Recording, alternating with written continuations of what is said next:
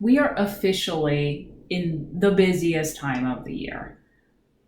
The weather is changing, the days are getting shorter, and kids are back in school. Before we know it, we are going to blink and it is going to be the end of the year.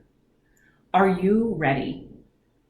For many of us, the end of the year can be pretty overwhelming and also result in a lot of feelings of failure. To help you avoid that and end the year strong, I am going to give you a simple 6-step process to do a quick reset to keep your mojo alive and make sure you finish out the year with a bang.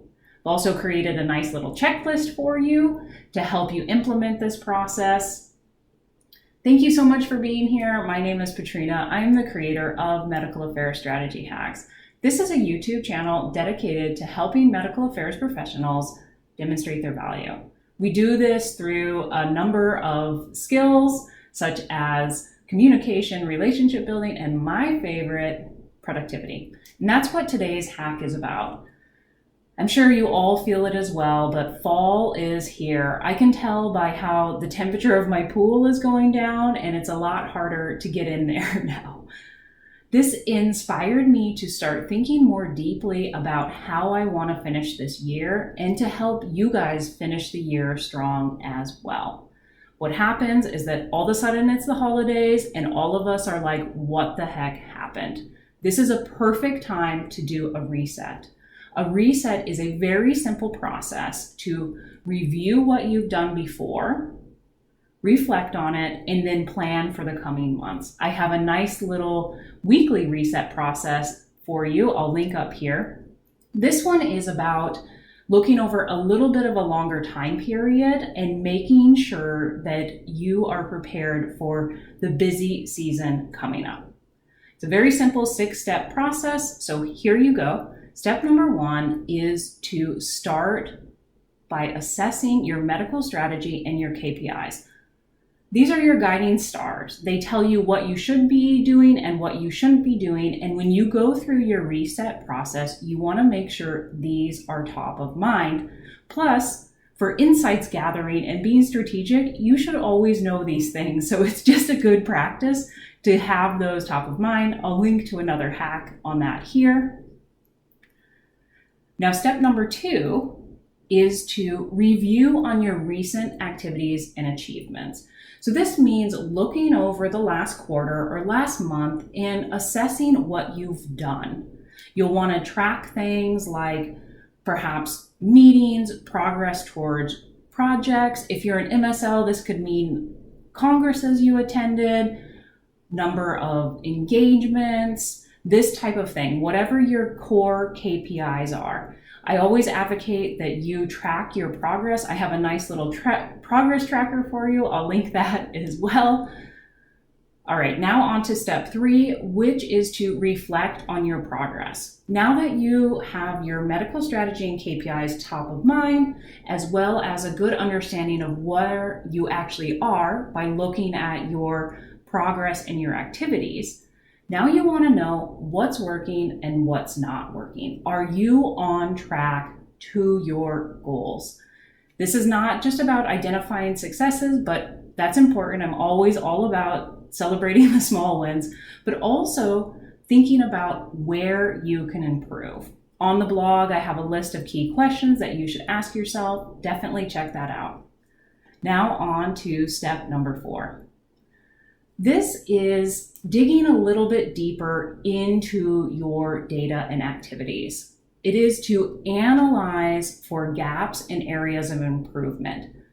What I've been doing for this recently is using ChatGPT for it. It's really great to put in all of my activities and then ask it to look for patterns, insights, and trends. And then it also can make suggestions for you. So let me give you an example of what I mean. I've had this huge project on my to-do list for months now, and I don't know why, but I just can't get it done, but it is so important. ChatGPT, 1, noticed this and said, you haven't been making progress on this project, and then it suggested ways to help. It said to ask one of my colleagues for help or to delegate this out. This was so great in my reset process. It really got me thinking about how I want to handle this project in the future. All right, now on to step 5, which is the actual planning process.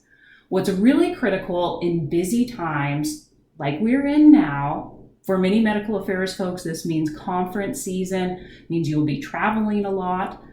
You want to start your planning process with reviewing all your events and major deadlines coming up.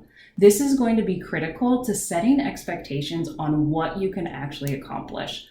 Many times when people fail to meet their goals, it's because they don't estimate their time correctly. So it's really important to set reasonable expectations.